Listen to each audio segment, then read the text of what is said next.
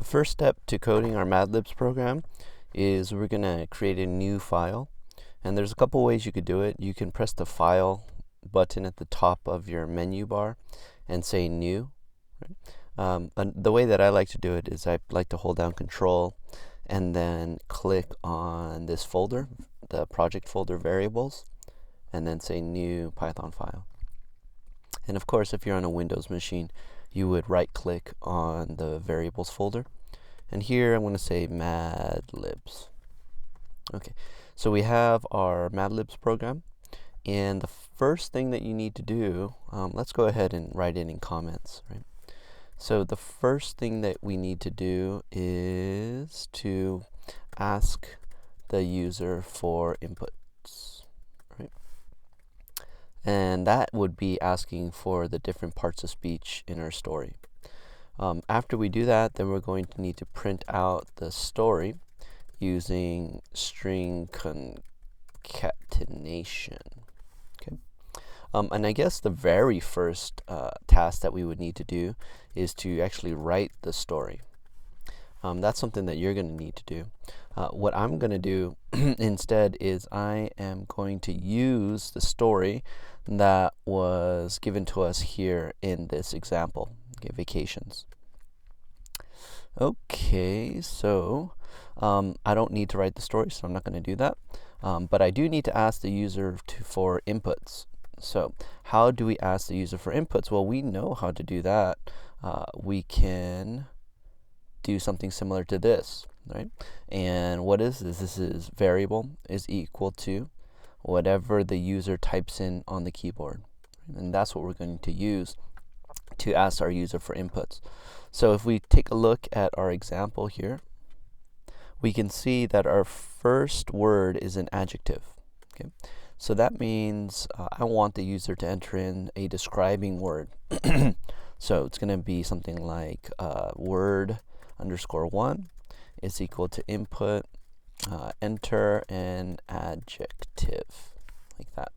Okay, and if I go ahead and run it, it's going to, so when I press play, it plays the last program that I ran, and that was this Hello World program. Okay. So now that I created this Mad Libs program, if I want to run this Mad Libs program, I can't use this play sign just yet, right? Because this play sign is going to run the last program that I ran, which is Hello World. So the first time I run this Mad Libs program, I need to press Control, click on the tab, and say Run Mad Libs. And now I can use the play sign to run Mad Libs, right? Okay, so it's going to say enter an adjective. I'm going to say bald because I'm kind of going bald, so that's an interesting adjective. And I'll hit enter. Okay, so what is this? Name error, bald. Okay, is not defined. Okay, so the reason why we get this error is because when you are using input takes in input from the user as a number. Okay, like an integer, 1, 2, 3. But you can't enter in a string. So when you enter in a string, which is a set of characters, you can't use input. You have to use raw_input. Okay, so I'm going to go ahead and use raw_input, and I'm going to type in bald. And there we go. It finishes fine, right? All right, so now we're looking for our second word, which is going to be another adjective, right? So I'm going to go ahead, and what some of you might want to do is go ahead and copy this line, put it right here, and say, oh, I'm good to go. I'm ready. Okay, so I'm going to come here. I'm going to type in bald. Another adjective is I'm going to type in slimy and hit enter. Well, this is okay, but it's not going to work for our program. And why is that? It's because we're using the same variable for line 4 and line 5. Right?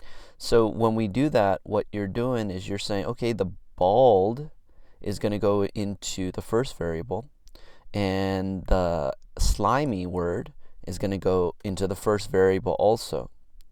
So this variable word1 can only hold one string. It cannot hold bald and slimy. So what's going to happen when it runs line 5 is it's going to throw out the word bald from word1, and it's going to replace it with the word slimy. So if we do this, we're going to lose bald, but we want bald. We don't want to lose it, right? We need both of them, because when we print out our story, we want to print out bald here, and we want to print out slimy here. So what do we do to solve this problem? Well, we use two separate variables. So that's why I did word 1 and word 2. Okay, this is the first word, this is the second word. And so you're going to continue doing that as you go through all of the words. Right? And then once it's time to print out, what we could do is we could print out this whole story using string concatenation on one single line. Right? But that would look kind of weird down here in the console, because it would just all be one long line of story. And there'd be a scroll bar at the bottom, and I need to scroll to the right so that I could read the rest of the story. Okay. So instead, what I'm going to do is I'm going to print out one line at a time. Okay. And so how do we do that? Well, we come over here to the print part, and each time we run print, it prints out one line of story. So I'm going to use print for the first line, which is right here. So I'm going to copy that, and in the double quotes I'm going to put that in there. But you can see in the blank, that's where I want to print out bald. Right? So I'm going to end that first string, and I'm going to do string concatenation with word _1, and I'm going to concatenate with the second string. Right? So what is this going to print out? It's going to print out a vacation is when you take a trip to some bald place. Okay, and notice here that there's a space here and a space here, and we want those spaces, definitely want those spaces, because if we don't, then this word bald will be connected to some, and it would be connected to place. Okay, so that's what we want, and let's go ahead and play that and see if it works. I'm going to type in bald, enter an adjective, slimy, and it does. Okay, some bald place. Now I want to do my second line, which is this one here. So I'm going to come here, I'm going to copy this, come over here, and remember, each time you run print, it's going to print out a new line. So I'm going to go ahead and do this, put in my parentheses, my double quotes, and use string concatenation. And with this one, I want to print out slimy, right? So I got to print out word 2. So that's going to print out word 1. That's going to print out word 2. And let's go ahead and see if this works. So I'm going to type in bald, and I want to type in slimy. And now you can see it prints out the story. Okay. But what I want actually is to print out the title, vacations, at the top. Okay. And not only that, but I also want vacations to be on its own line. So how do we do that?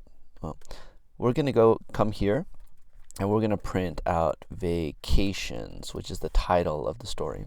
And now if I run it, and I type in bald, and I type in slimy, it prints out the title and the story. Okay. But I really want there to be a blank line before the title and a blank line after the title. Okay. So how could I do that? Well, there's a couple ways you could do that. You could come here, and we know that print prints out a new line, right? So we could do print, and we could do double quotes with nothing inside of it. We call this the empty string. Right? So it's a string, but it's a string that has no characters. And what that's going to do is going to print out a new line. So we do bald, and we do slimy, and we get this. Okay.